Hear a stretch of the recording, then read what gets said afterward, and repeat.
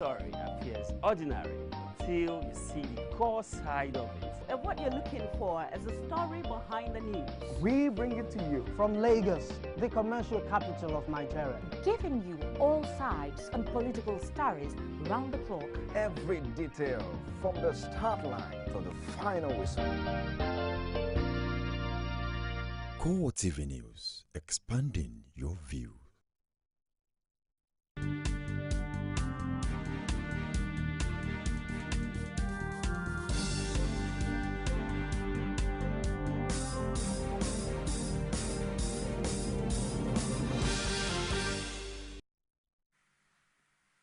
Hello there, welcome to CoreTV Primetime News. I am Gift or Gete. In our top story, the American celebrity website that listed President Goodluck Jonathan as the 6th richest African leader removes his name from its article on top 10 richest African leaders.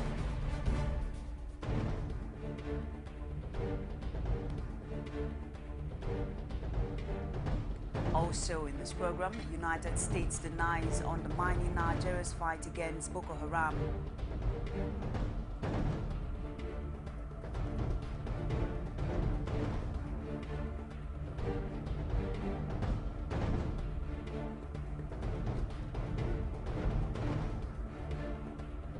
New Adamawa State Governor Bala Ngilari sacks all political appointees early 24 hours after taking over.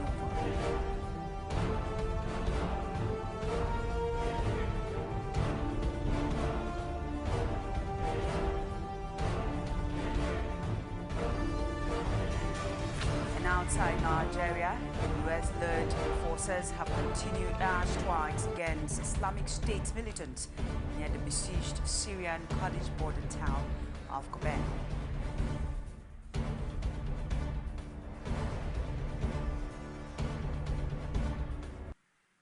Thanks for staying tuned with us. It's CoreTV Primetime News. The American celebrity website that listed President Goodluck Jonathan as the 6th richest African leaders has removed his name from its article on the top 10 richest African leaders. This was after the presidency threatened to sue the website and other publications that picked the story. Presidential spokesman Ruben Abati had insisted that Jonathan's net worth is a far cry from the $100 million mentioned on the website and demanded a retraction or the US-based medium should prepare for a legal battle. In response, the online publication has deleted the Nigerian president from the list and attributed the information it used to celebritynetworth.com, which has a page devoted to President Jonathan. The U.S. ambassador to Nigeria, James Enswiso, has debunked media reports that America was not doing enough in helping Nigeria to contain terrorism in the country. Enswiso debunked the notion on Thursday at a news conference in Yola, the Adamawa state capital. He said the U.S. government was heavily involved in supporting Nigerian government's response to Boko Haram menace. He revealed that the support to Nigeria was in many forms, including training of soldiers and information sharing. On his perception of Boko Haram, the ambassador said he was not sure of the group's objectives, but observed that the dreaded terror outfit had gone beyond being a small insurgent group with a couple of guns to very effective collection of conventional forces. The envoy, who was in Adamawa to monitor the suspended October 11 governorship by-election, held talks with Adamawa Interfaith Committee, a non-governmental organization. He also visited the American University of Nigeria, AUN Yola, where he delivered a lecture to staff and students of the institution. Less than 24 hours after being sworn in as Adamawa State Governor, following a court order, Bala Ngilari has sacked all political appointees, including commissioners and special advisors under the short-lived Umaru Fintiri administration. Subsequently, all those affected have been directed to hand over all government property in their care to the appropriate quarters. CoreTV News learned that the development was informed by the need to reorganize the workings of government for a better delivery of the dividends of democracy to the people. Governors elected on the platform of the People's Democratic Party have been celebrating an addition to their rank with the swearing in of Balangiri Ngilari as a Adamawa State Governor. Chairman of the PDP Governors Forum, Godswill Akpabio of Akwa Ibom State, told State House correspondents in Abuja that the judiciary has again proven itself in the country. He described Ngilari's swearing in as a win-win situation for the party. Ngilari is a PDP. Yes. It's not an opposition. And what it means is that I must always congratulate the president for being a president who upholds the rule of law and who has respect for the judiciary. Because this was a judicial pronouncement. And of course, the federal government has been known worldwide for upholding the rule of law. So what happened in Adamawa for me is a function of the fact that we must always give respect to judicial pronouncements and respect the judiciary. But the interesting part of it is that it is a family business for the PDP, because Ngilari, the current governor, was, of course, the deputy governor who refused to defect to the APC because of his belief in the PDP. He stayed with the PDP, and he did not defect to the opposition. So I think in coming back as the governor of Adamawa State, he's coming back as a PDP governor. He's not coming back as an APC governor. In his first official function as governor of Adamawa State, Bala James Ngilari received a delegation of the National Reconciliation and Integration Committee of the People's Democratic Party at the Government House, Yola. The committee was led by former Senate President Ken Namani. He emphasized the need for reconciliation and integration of members who have either left the PDP and returned or fresh members. See a new position as a call to duty to unify the party better than before. Let our party be stronger in this state under your leadership.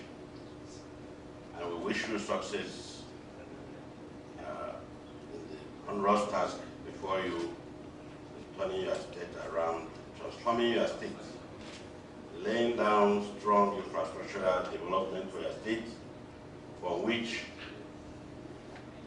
a lot of industrial activities can start taking place. We wish you well. Larry thanked the committee for their visit and promised that nothing will stand in the way of the PDP and the Government House in 2015. One of the things I'll pursue the issue of reconciliation and integration. So it is understandable because you see the diversity and the complexity and too many people that are in PDP and that wish to come in. There's really a need to reconcile and give everybody hope, you know, and that goes like philosopher, somebody once said, you know, leadership is about the marketing of hope. A leader is a dealer in hope. And you cannot talk about giving hope unless you are able to sit with people and say, yes, you have space. And only PDP can guarantee space for everybody in Nigeria. But there are no two ways about it.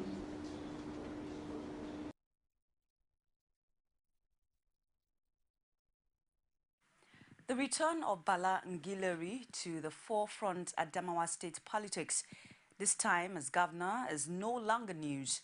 Ngilari, who was impeached alongside his former boss Murtala Nyako, stages a dramatic return after an Abuja High Court's judgment sacks Umaru Fintiri, who held the position in acting capacity.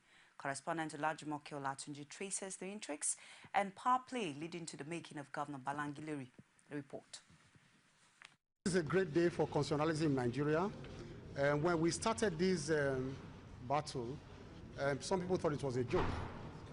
And we made the point that a deputy governor can only resign his office by handing over his letter of resignation to the governor. He cannot resign by handing over the letter of resignation to the Speaker of the House. That was before the swearing-in of the former deputy governor of Adamawa State, now the governor, Bala James Ngelari.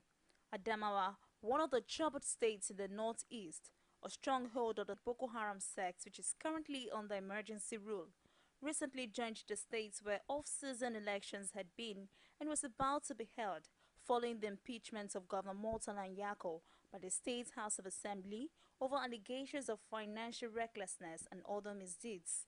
Nyako, who was first elected on the platform of PDP in 2007 and returned in 2011, had defected to the opposition APC owing to some misunderstanding with the establishment. But on the 15th of July 2014, Nyako was impeached. Minutes before his impeachment, his deputy, Bala James Ngelari, reportedly resigned his position as the number 2 man in the state. Nyako, however, dismissed the resignation of his deputy as a nullity. On the 6th of August, Ngelari proceeded to court through his lawyer, Festus Keyamo, asking to be sworn in as a substantive governor of the state because, according to him, he did not resign his office as stipulated by the Constitution. This stood in sharp contrast to what the State House of Assembly claimed was his resignation in a letter read by the then Speaker, Umaru Fintiri, to members of the House during the height of the impeachment drama. In the originating summons filed in the Federal High Court holding in Abuja, Ngelari said the Constitution is very explicit that the Deputy Governor can only resign through a letter to that effect to the substantive governor. And as at the time, his purported letter was read on the floor of the Adamawa House of Assembly, Nyako was still the governor as the lawmakers had not concluded his impeachment process. The Federal High Court sitting in Abuja asked the Independent National Electoral Commission (INEC) to stop all preparations for the governorship by-election slated for Saturday, 11th of October in the state. The court also ordered that the deputy governor of impeached Nyako be sworn in immediately to complete Nyako's tenure. I, Balaja Ngelari, do solemnly swear. There are lessons to be learned from these developments. It's a victory for the rule of law and the principle of constitutionalism in Nigeria. It shows clearly that the era of lawlessness, the era of absolutism, the era where we can play on the purpose and the intentions of our constitution are over. The Constitution is the manual of government, and for that reason, anybody, by virtue of Section 1 of the Constitution, must adhere strictly to this manual, or anybody who is a beneficiary of offices created by the Constitution must adhere strictly to these provisions. Ngelari has described his emergence as a divine intervention, pleading to partner with other stakeholders to create an enabling environment for peace and progress in the state. Olajumoke Olatunji, CoreTV News, Lagos. The Nigeria Labour Congress is insisting that any resolution taken at the National Convention of the Labour Party would not be binding on organized labour. A top official of the union, Uchenna Ekwe, told CoreTV News in Abuja that NLC and its trade union congress counterpart won't be part of the convention slated for Akure, the Ondo state capital. Explained that the defection of Governor Olusegun Mimiko and the Ondo state executives of the party to the PDP rendered the initial plan untenable. Subsequently, the National Working Committee changed the date of the convention to the 11th of October, which to us is not a good process, because if there be any need for a shift, the organ that has the power to do so is the neck of the party.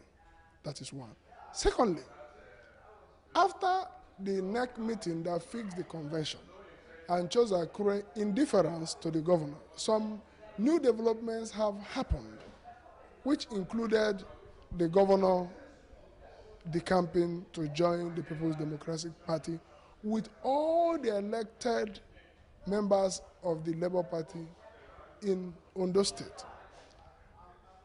Having done that, it is our considered opinion, we in the NLC and the TUC, who are joint major stakeholders in the party, the conditions and the reasons for moving the convention to hold in Ondo was no more tenable. Our position is clear and will not be binding on the TUC.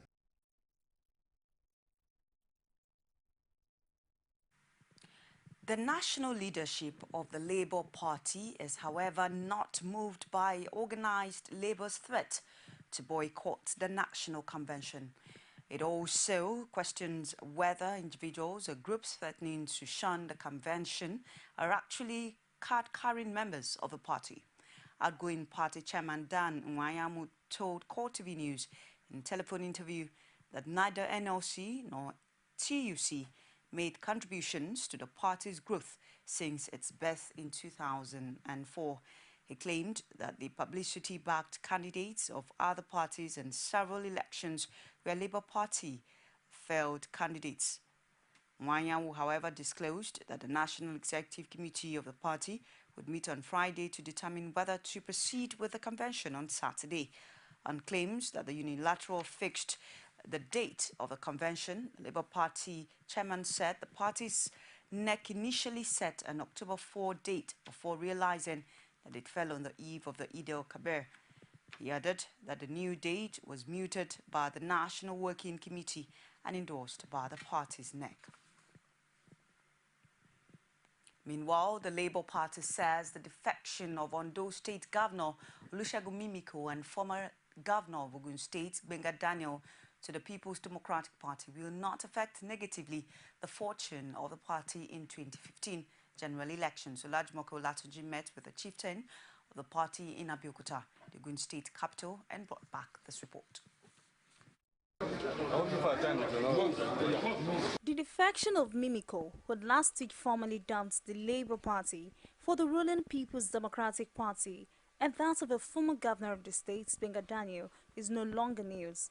Beyond this, the Ogun State chapter of Labour Party appears unmoved by the exit of the two.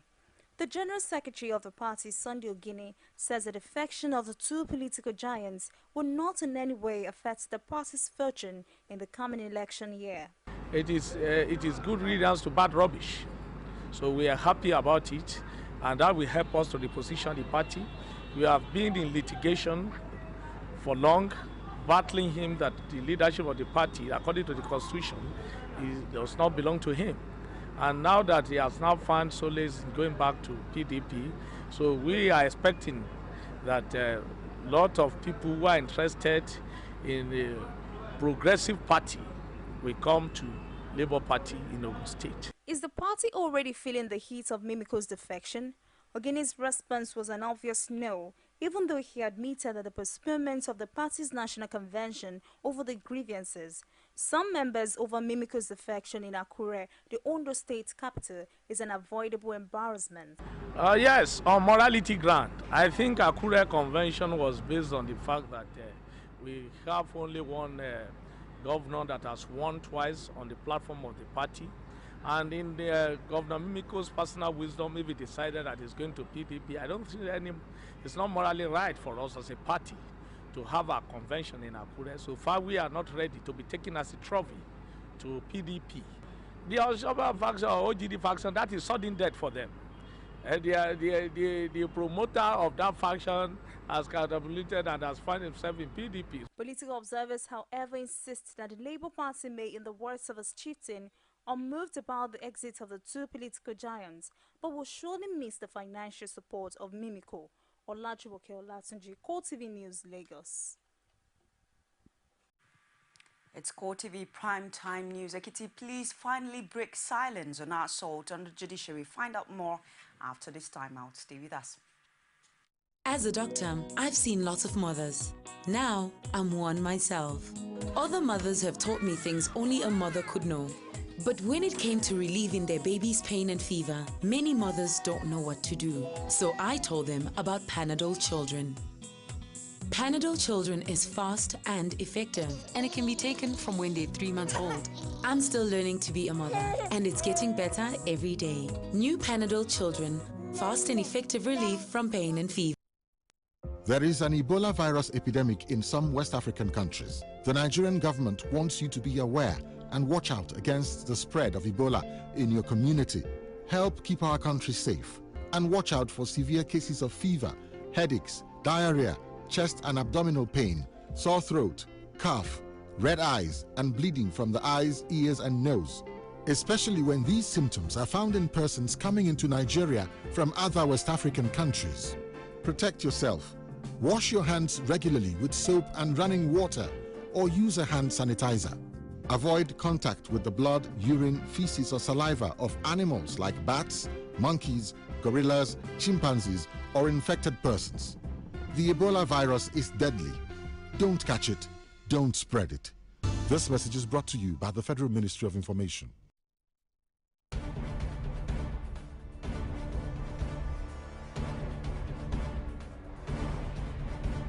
The American celebrity website that listed President Goodluck Jonathan as the 6th richest African leader removes his name from its article, Top 10 Richest African Leaders.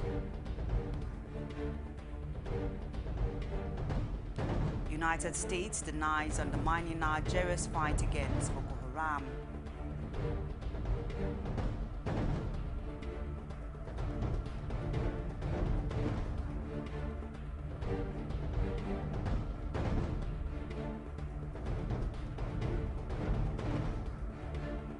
New Adamawa State Governor Balangile sacks all political appointees barely 24 hours after taking over.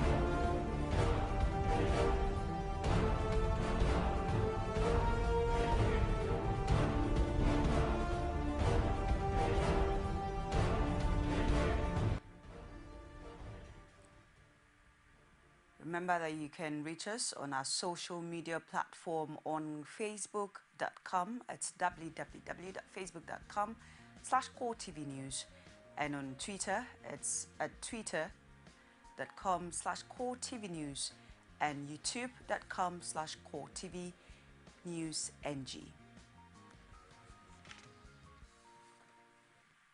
Thanks for staying tuned with us. CoreTV Primetime News. The Ekiti State Police Command has broken its silence on the continuous presence of security personnel in and around the Ado-Ekiti court premises. Rashid took up the command's public relations officer on the siege. The report. I cannot bring you that report now, but we'll sort it out and bring it to you in our subsequent news bulletins. The World Health Organization has endorsed Nigeria as a case study on the containment of Ebola virus disease. It also wants the Nigerian authorities to document its success story on treatment of the disease for other countries to learn from. WHO country representative Louise Vance said this in a meeting called by the Ebola Treatment Research Group in Abuja.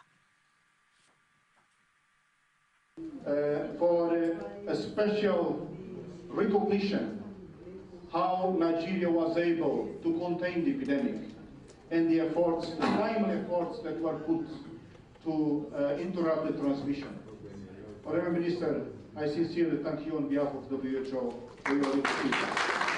It is clear that the world needs these important results and good lessons. We really need to show to the world and to the countries that we can contain the epidemic that the world is facing at the moment. And Nigeria is definitely a good example so far. Allow me also to share briefly some of my own views in terms of the best practice. It is evident that the countries and the world in general, they were not prepared. And they didn't take how serious was the epidemic when it started. And this is why we reached to the level that we are reaching at the moment in West Africa in particular.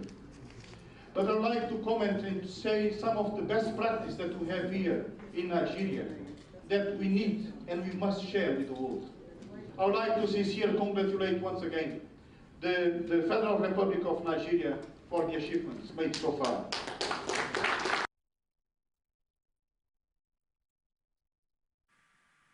The Petroleum Tanker Drivers Branch of the National Union of Petroleum and Natural Gas Workers on Thursday issued a 90-day ultimatum to the federal government to fix the many bad roads that heavy-duty tankers ply across Nigeria.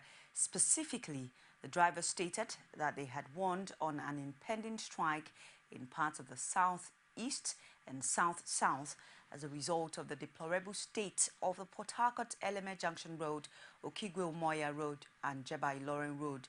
The chairman, PTD Sulaiman Olatidi, told journalists that members of the union had, on the expiration of the ultimatum last month, avoided these roads and refused to lift product on the affected axes. They said the strike had entered its second week and the situation was becoming unbearable to residents in the areas. Olatidi said his members had wanted to extend the strike to Lagos, Abuja and other regions in the north, if not for the intervention of the Department of State Security Services, Federal Ministry of Petroleum Resources and the chairman of Capital Oil Nigeria Limited. The increase in abuse of Nigerian workers through casualization may not have completely escaped the attention of the nation's labor force. The Nigeria Labour Congress Industrial Global Union and the Trade Union Congress jointly put up a rally in Lagos to address the worrying development. Anita Fatunji completes the story.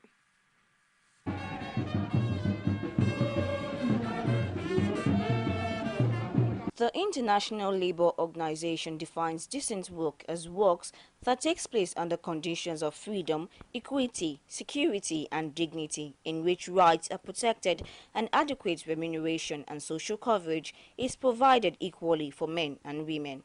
However, to this group, Nigerian workers only know of this as a concept. In the oil and gas industry, the more you see, the less you understand. A good number of the workers, they are casual workers. We also know of some employers who are resisting unionization. They don't want to allow their workers to freely join unions.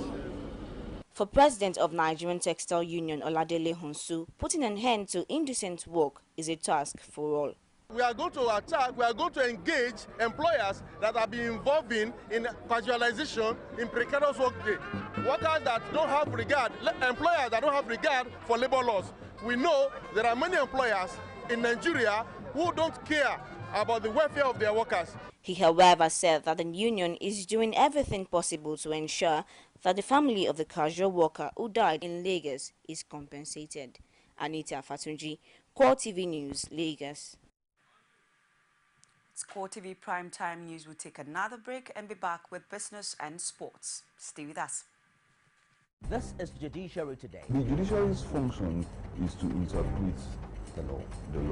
The judge in Lagos State is perhaps one of the most comfortable judges in the world. You can't say because we are fighting terrorists or fighting terror, then you go about violating people's rights. We're not going to allow that in this country. I think that's one of the reasons why so that's what lawyers do. I didn't say that what lawyers do. The TV show that brings you in-depth review and analysis of judiciary issues that affect you. All police officers to welcome victims with empathy and not say, what were you wearing? Where did you go? What were you doing at 10 p.m. at night? As the Nigeria judiciary mounts one of their own. He has gone to court on behalf of Nigerian citizens even without taking a cover. It is time for lawyers to take their health very seriously, lawyers and judges. Only on CoreTV.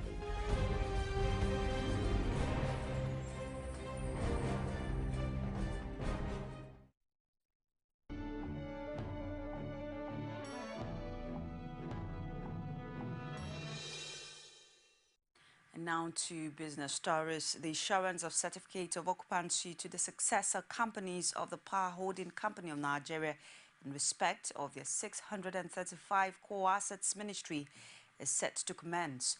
The Minister of Lands, Housing and Urban Development, Akon Ekakenyi, says Ikankanyi stated this at the 2014 ministerial press briefing held by the ministry in Abuja Thursday. Ikankanyi also added that the federal government was set to provide 10,000 housing units to Nigerians across the federation through the Nigeria Refinance Mortgage Scheme. The ministry will also work with the Ministry of Finance to ensure the effective takeoff of the housing project. The core assets belong to 11 electric power distribution companies in the Abuja, Bini, Eko, Enugu, Ibadan, Ikeja, Jos, Kaduna, Kano, Port Harcourt, and Yola zones. Nigeria aviation sector is associated with very low productivity, the federal government says. Minister of Aviation Osita Chidoka disclosed this in a statement by the Director, Press and Public Affairs, Federal Ministry of Aviation, James Oduaudu, on Thursday in Abuja. Meanwhile, delivering a lecture to participants on course 36 at the National Institute for Policy and Strategic Studies in Kuru, Jos. Has said the aviation sector currently contributes as little as 0.4% to the gross domestic product. It is also associated with low level of technology, very low productivity, and very poor return on investment.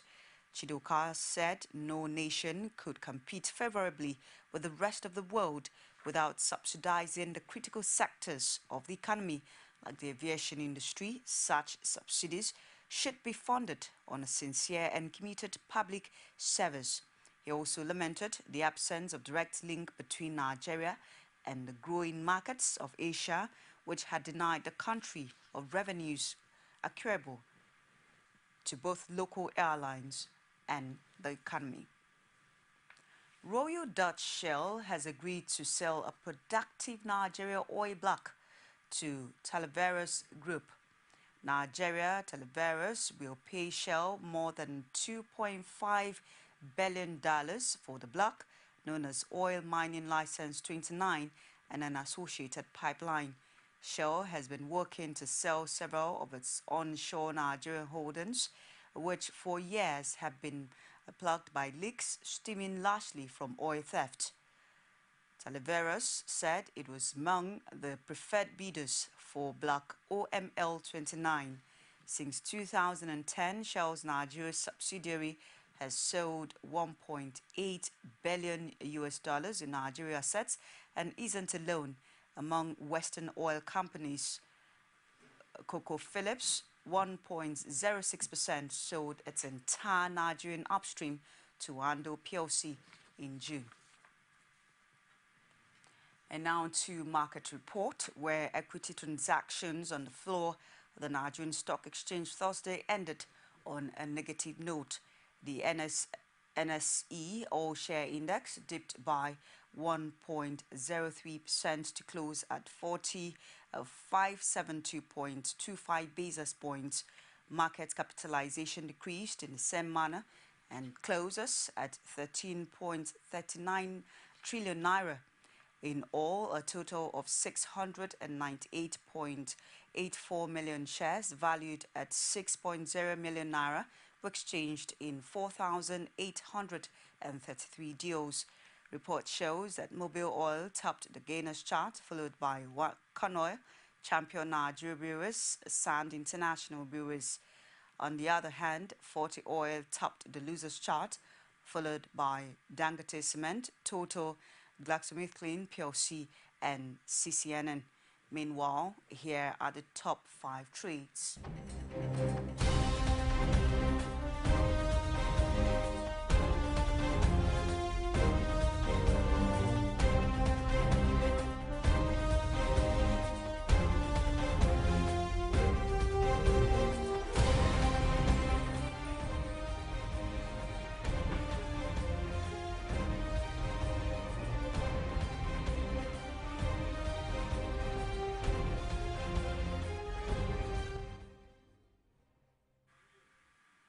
And now to sports, where the Super Eagles head coach Stephen Keshi has denied nursing any grudge against Villarreal striker Ike Uche, but insists that he won't beg him to play for Nigeria.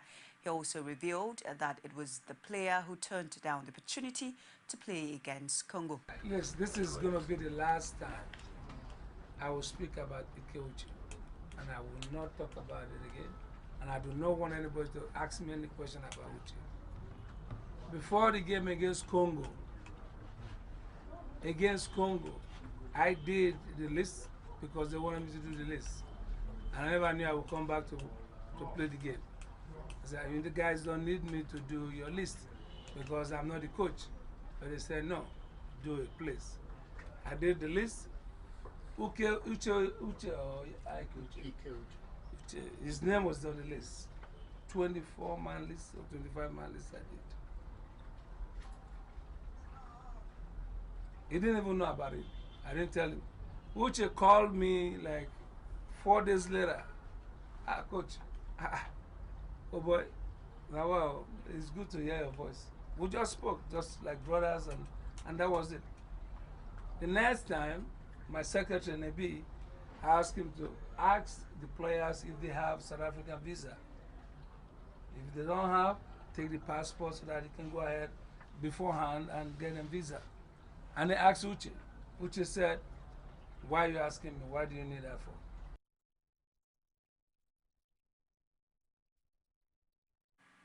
Andy Murray's chances of qualifying for the season-ending ATP final suffered a setback as they lost 2-6, 6-1, 6-2 to David Ferrer in the third round of the Shanghai Masters.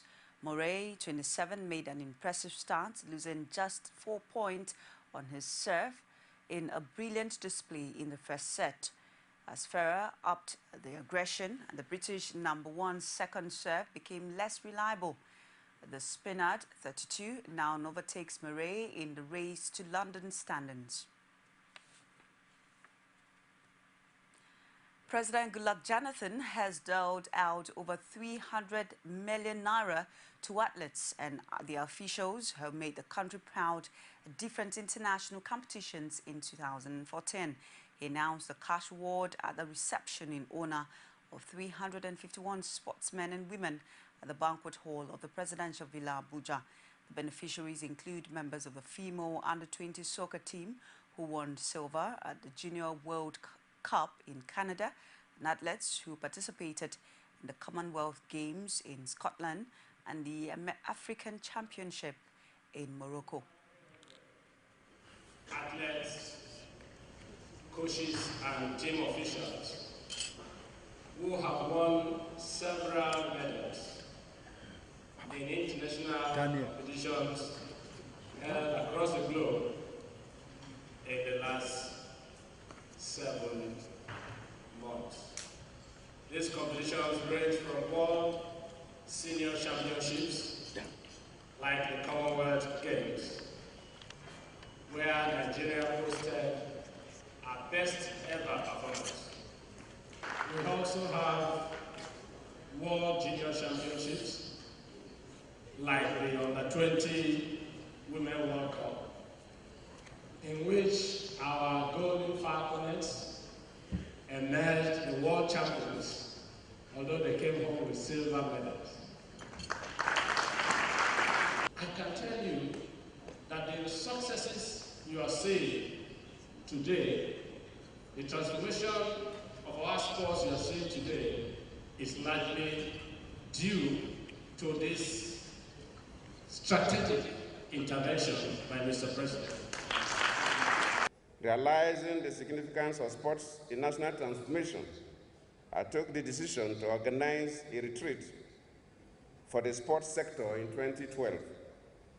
This arose from my conviction that our outing at the 2012 Olympic Games did not represent our full potentials. Of course, if you look at the continent of Africa, we have the largest population. We have the highest diversity. Of course, today, our economy is also the largest. So if we are united and we are approaching things with that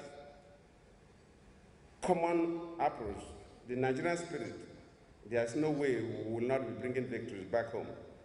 As we prepare for the 2015 All-African Games and the 2016 Olympic Games, I wish to enjoin you all to strive for excellence at those competitions and bring home glory and respect.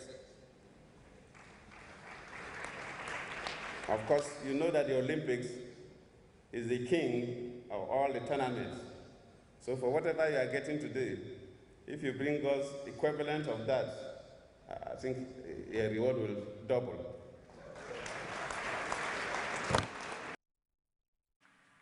And outside Nigeria, US-led forces have continued air strikes against Islamic State militants near the besieged Syrian Kurdish border near a town of Kobane. Senior local officials said ISIS had been pushed back towards the edge of the town as a result of the strikes and advances by the town's defenders. Earlier reports say the militants had controlled almost a third of Kobane on the Turkish-Syrian border.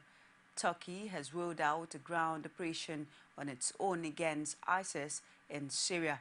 Foreign Minister Mevlut renewed calls for the creation of a no-fly zone along the Syrian side of the border during talks in Ankara with new NATO chief Jens. Turkey, a NATO member, also wants coordinated action against the government of President Bashar al-Assad. This would include preventing Syrian government aircraft from flying near the Turkish border. Turkey fears that Assad's forces would be the main beneficiaries of an ISIS retreat. It also wants to ease the influx of refugees into Turkey and is under intense pressure to do more to help the Turkish forces in Kobane. Just before we wrap this off, a highlight of our stories, our major stories. We told you that the American celebrity website that listed President Goodluck Jonathan as the 6th richest African leader has removed his name from its article on top 10 richest African leaders. We also brought you a report that United States has denied undermining Nigeria's fight against Boko Haram.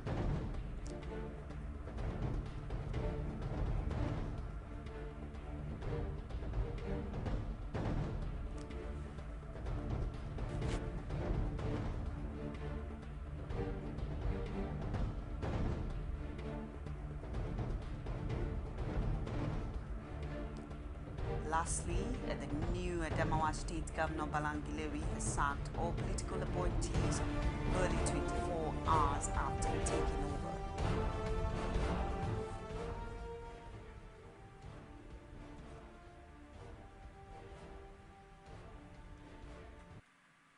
That's our show for tonight. On behalf of the entire news crew, I am Gift Ogete, wishing you a good night rest. Good night.